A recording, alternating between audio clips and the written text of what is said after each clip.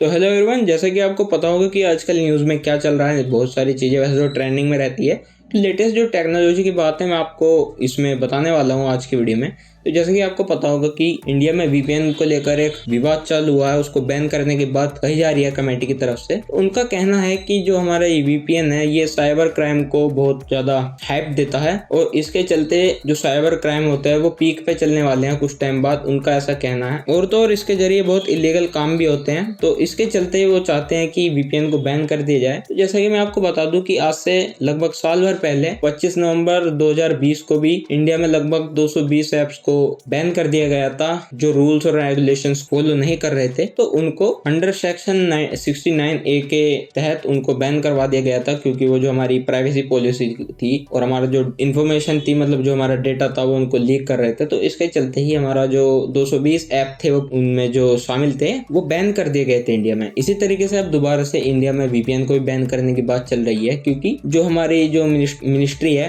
उसकी कमेटी की तरफ से ये कहा गया है कि हमारे साइबर क्राइम को हाइप देने का काम करता है वीपीएन। तो चलिए आज की वीडियो में मैं आपको बताऊंगा कि वीपीएन होता क्या है, किस तरीके से वर्क करता है। तो वीपीएन बेसिकली एक वर्चुअल प्राइवेट नेटवर्क होता है। तो ये एक ऐसी नेटवर्क टेक्नोलॉजी है जो कि अनसिक्योर नेटवर्क को सिक्योर करने के काम में आता है और इसकी मदद से जो हमारा जो लोकेशन होती है वो चेंज हो जाती है और तो और जो हमारा डेटा रहता है, जो पर्सनल डेटा रहता है वो हैक होने से बचा हुआ रहता है। तो ये बेसिकली काम होता है हमारा वीपीएन। जो हमारा वीपीएन होता है वो हमको इंटरनेट पे सिक्योरली सर्व करने की परमिशन दे देता है, मतलब कि हम उस पे बहुत आसानी से सिक्योर सर्फिंग कर सकते हैं। तो ये हमारा बेसिकली काम होता है वीपीएन का। तो इसी के चलते मैं आपको बता दूं कि इंडिया में बैन क्यों किया जा रहा है, मतलब कि इंडिया में क्यों कहा जा रहा है कि ये बैन होगा। तो बेसिकली मैं आपको बता दूं कि जैसे पिछले ही साल हमारा एक गेम था, बहुत ही पॉपुलर गेम था पबजी, यानी कि प्लेयर अननोन्स बैटल ग्राउंड। उसको भी बैन कर दिया गया था क्योंकि वो जो था वो टेंसेंट से उसका लिंक था और वो जो चाइनीज कंपनी थी वो हमारा डेटा ले रही थी। तो उसको दोबारा से खेलने के लिए, मतलब कि वो जो इंडिया में बैन था उसको खेलने के लिए लोगों ने वीपीएन को डाउनलोड करा और वीपीएन की मदद से वो खेलने लगे। तो उसके चलते ही एक वीपीएन को बूस्ट मिला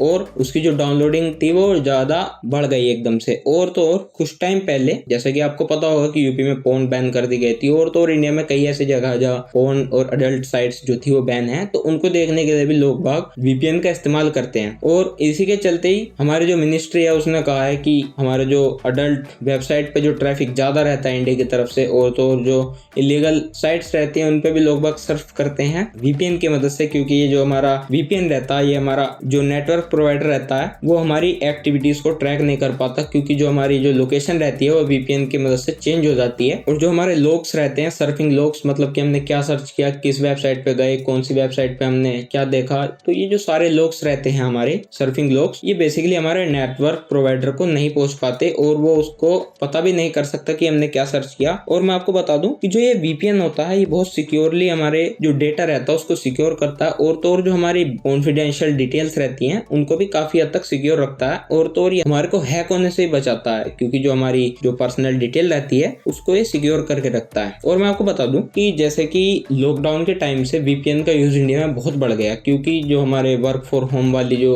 मुहिम चालू हुई थी, मतलब कि घर से ही काम करने वाली, क्योंकि उस टाइम पे लोग बाहर नहीं जा सकते थे बीमारी के चलते हुए, तो उसके लिए भी हमको वीपीएन पे एक हाइप मिला था, क्योंकि जो हमारी जो कंपनीज थी, बड़ी बड़ी कंपनीज थी, वो वीपीएन की मदद से अपनी बातचीत करती थी, कनेक्शन बैठाती थी एक दूसरे के साथ, और जो उनका जो कॉन्फिडेंशियल डेटा था बेसिकली उसको एक्सचेंज करती थी, जो कि आम लोगों के लिए नहीं रहता, जो एक कंपनी के पास ही रहता है। उनकी जो पर्सनल डेटाज रहते हैं बेसिकली उनको वो लेन देन का काम वीपीएन की मदद से ही होता था, क्योंकि ये जो हमारे नेटवर्क की जो सिक्योरिटी को इंक्रीज कर देता है। एक तरीके से देखा जाए तो ये सही भी है और दूसरी तरीके से देखा जाए तो ये गलत भी है, क्योंकि जो एक हमारी सिक्योरिटी थी वो इसकी मदद से खत्म हो जाएगी। और अगर ये बैन नहीं करते तो हमारे जो लोग बाग उल्टी सीधी चीजें देखते हैं, अडल्ट कंटेंट देखते हैं या कुछ ऐसी वेबसाइट रहती हैं जिन पे सर्फिंग करते हैं, तो एक तरीके से बहुत ज्यादा बढ़ जाएंगी वो चीजें। तो जैसा कि आपको बता दूं कि 2021 में जो ये हमारी वीपीएन का जो यूजेस था वो लगभग 600 टाइम्स उसमें इंक्रीमेंट हुआ है। और तो और मैं आपको बता दूं कि वीपीएन हमारा